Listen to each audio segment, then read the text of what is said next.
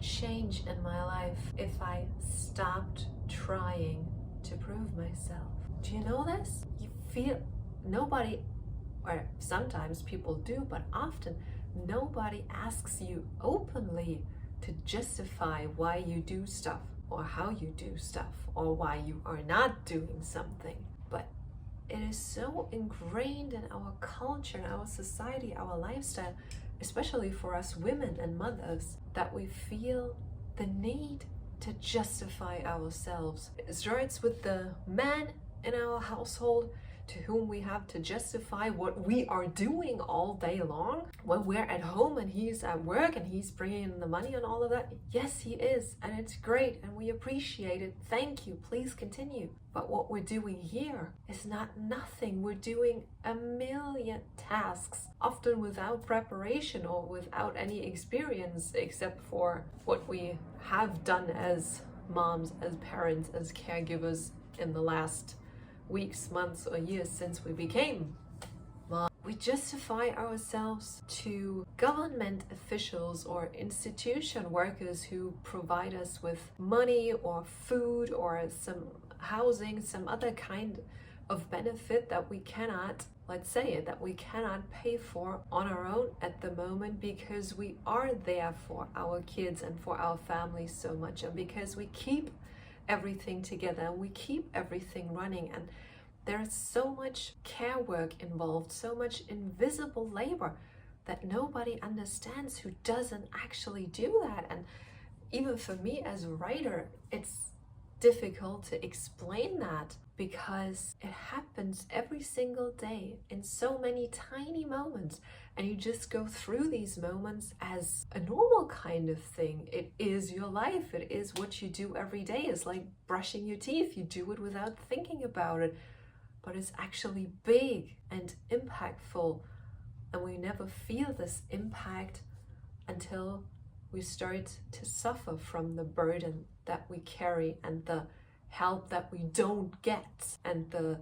need for justification that we feel or that we sometimes get in an outspoken way. And it doesn't stop there. Everyone who posts anything on the internet, so practically I would assume anyone who has a smartphone these days, gets often some sort of reaction on the internet, and then you feel the need to justify yourself to people you have never met, you will probably never meet in your entire life, but still they call you out for whatever because they feel bad about something that's going on in their lives and they have to vent too. Yeah, either you justify yourself or you take on even more burden and show empathy for them and ask them what's going on and if they want to talk about it and be there for them. And then you also feel the need to justify everything to yourself, which is kind of, in my opinion, the worst and best thing at the same time. The best because it means you are thinking about yourself and about what's going on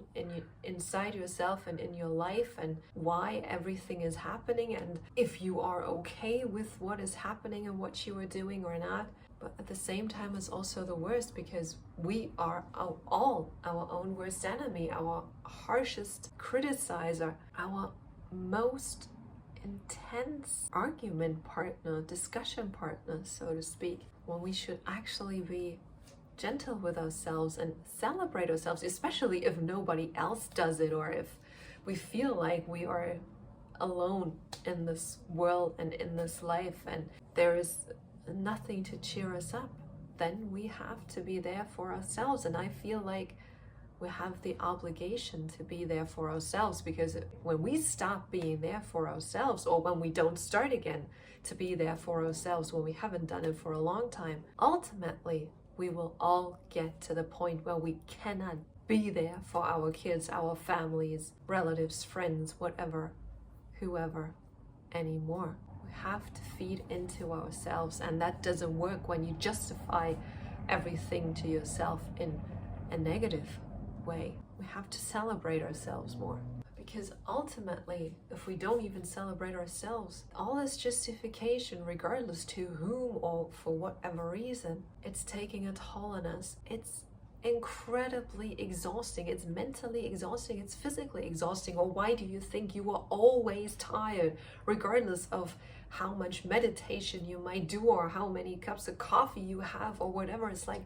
nothing works. Yeah, because you are exhausted by the way you live your life. And then it also leads to a lot of pretending. I mean, aren't we all like actors and actresses sometimes, that we do things, that we say things that feel completely wrong on the inside, but we do them to keep this picture of how we should be and what we should be and how we should do things and what we should or should not do. It's an act that we pull off. Our life is an act when it shouldn't be a constant pitch to ourselves and to other people of being worthy. That is the entire question of all this justification going on. Are we worthy of our own life? And now let's turn around. What if proving ourselves was never required? What if our value was never up for debate, if it was set? What if we fully lived our lives like we didn't have to prove anything to anyone? I tell you what will happen. The exhaustion will go away to a certain extent. Our lives are still full beyond compare and it is exhausting. But a certain amount of exhaustion will go away. We will suddenly feel freer and happier because we are one with ourselves again. We are whole again to a certain extent.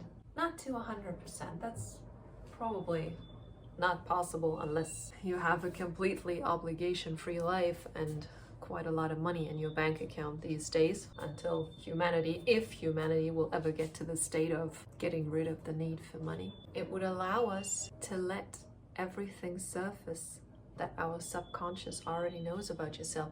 Does it ever happen to you that you feel that you have this thought where you go like, I'm grown up now and this is just normal everyday life, but still I'm totally confused and I have no idea what I'm doing or what's going on? You are not actually confused. Deep down inside, you know, your subconscious knows what you want, how you want it, who you are. But you have been instructed by society and by so many people how you should be and what you should be and how you should want things, that you are trying to bury this knowledge, but it keeps coming up. It keeps trying to break out. And this is what causes the confusion. If you let it out, then you are letting out your true self unapologetically. And yes, that might confuse people, that it will confuse people, it will make people uncomfortable, it will make people go, what happened to you? You used to be so that, and now you are this, whatever negative comment you want to insert here. But it is true, it is honest, it is you, and that is vital for survival.